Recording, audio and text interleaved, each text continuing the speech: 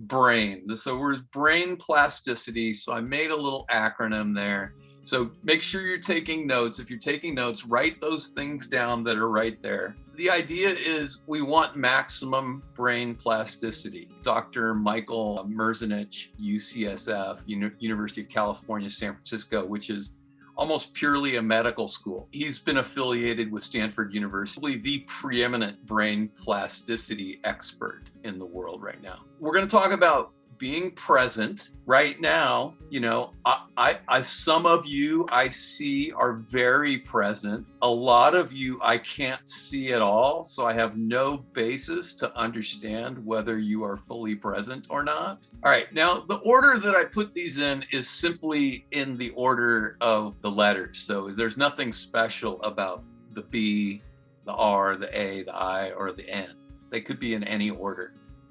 So one is not more important than the others, although maybe they could be for you. You pick which is your favorite letter of the day, resonated the most with you, because that's what's most important, is what do you take away from it, not what I try to give you. Unfortunately, one thing that happens a lot in education is it's treated as though we can drill a hole in your head, we put a funnel there and we try to pour info in, but that's not really how it works. What really works is when you engage, you're interested in something and you make it your own. Full engagement is number one. This is a really important thing that's been discovered in the last 20 years, is that when you pay full attention to something, your brain plasticity improves. When you decide, okay, I'm going to put aside distractions, and we're going to talk about that a little bit more later. When you decide, okay, I'm going to totally hone in on what the coach is saying right now. Here's my playbook that I've been given.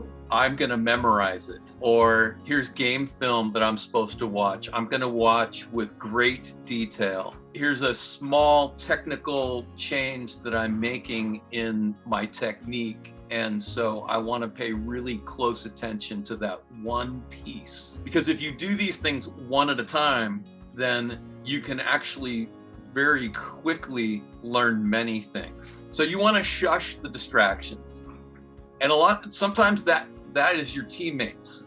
And sometimes that's your best friend on the team. Learning to work on this ability to get everyone on your team also to buy in on being fully committed to paying full attention. That's a real key to success. There's a local team here, you're probably familiar with them, De La Salle. And a school that I coached at actually played against them 3 times in a row for the sectional title. So I went to 2 of those games. One thing that's really amazing about that team is how when they enter the stadium, they come in and each player's holding hands with another player, and they come in and they're only looking straight ahead. They don't look at any fans. They don't look at their parents. In fact, on a Friday afternoon, they don't talk to anyone unless they are spoken to by an adult. And I think that's nuts. I think that's a little crazy. But I have asked my teams as they go into a competition to say, hey, we're 30 minutes out from playing this thing.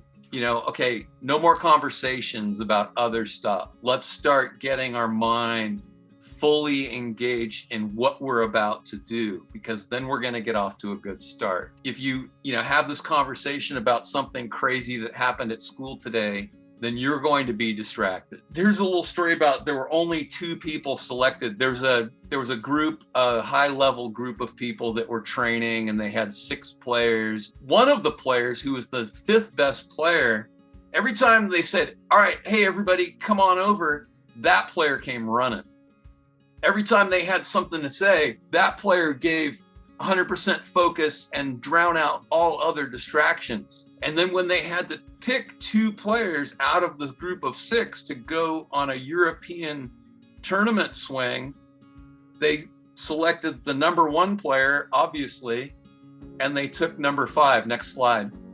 And that number 5 player was Andy Roddick. You may or may not have heard of him, but He became the #1 tennis player in the world. He's the one who always came running. He's the one who always paid full attention. And so there's a lot to be said for that.